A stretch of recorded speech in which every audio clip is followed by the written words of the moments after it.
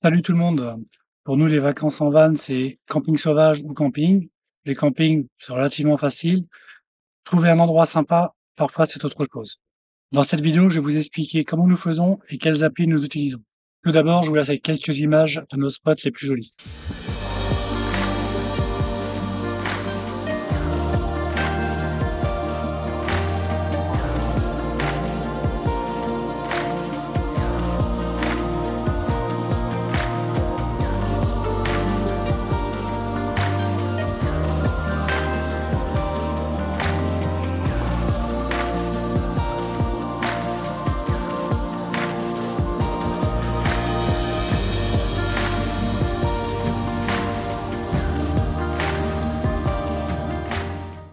Pour vous situer un peu le contexte, nous ne sommes pas des vanlifers à temps complet. Nous utilisons juste notre van Hippolyte l'été et les week-ends à la belle saison.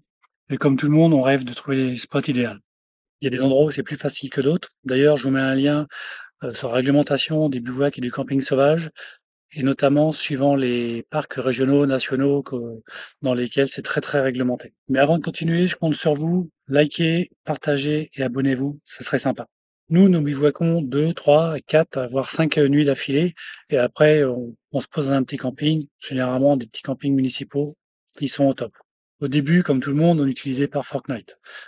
Mais on s'est vite rendu compte dès la première année que dès qu'on s'approchait d'un site un peu touristique, ça devenait vite l'enfer.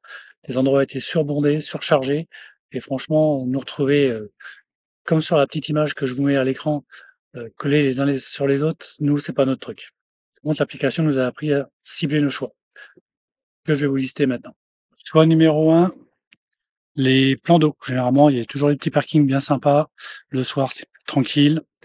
Choix numéro 2, les aires de pique-nique. Là, une petite table de pique-nique, c'est toujours plus agréable que de tout sortir à chaque fois. Les choix numéro 3, les petits monuments, les petites chapelles, les petites choses comme ça. Généralement, pareil, les petits parkings, c'est relativement bien isolé. Les choix numéro 4, les endroits en hauteur. Non, pas celui-là. Non, on préfère ceux-là quand même. Et choix numéro 5, qu'on utilise le plus souvent, quand on se balade. Généralement, lors de nos randonnées ou une petite balade dans la journée, on arrive toujours à repérer un petit endroit sympa. Le soir, on le retrouve et ça a été à chaque fois nos plus beaux spots. On essaie d'utiliser Google Maps version satellite. Ça permet de voir les petits chemins, les petits parkings qu'il peut y avoir à côté. L'application Géoportail, parce qu'elle fournit beaucoup d'informations aussi sur l'endroit, sur les bâtiments qui sont aux alentours, et aussi les applications de randonnée, parce que généralement il y a toujours un petit parking, et bien souvent les départs de randonnée sont un petit peu à l'extérieur des villages. Donc voilà, c'est aussi bien pratique. Et pour finir, 3 petits conseils. Quand vous trouvez un spot, gardez-le pour vous. Ça paraît égoïste, mais quand on voit maintenant les barrières qui fleurissent à droite à gauche et qui descendent à 1,90 m, franchement, ça fait pas rêver. Laisser endroit propre, ça semble naturel, mais je vous promets, parfois on découvre des trucs, on se dit c'est tout simplement pas possible. Et restez discret, c'est le meilleur moyen de préserver notre petit espace de liberté encore. Allez, cette fois-ci c'est vraiment fini.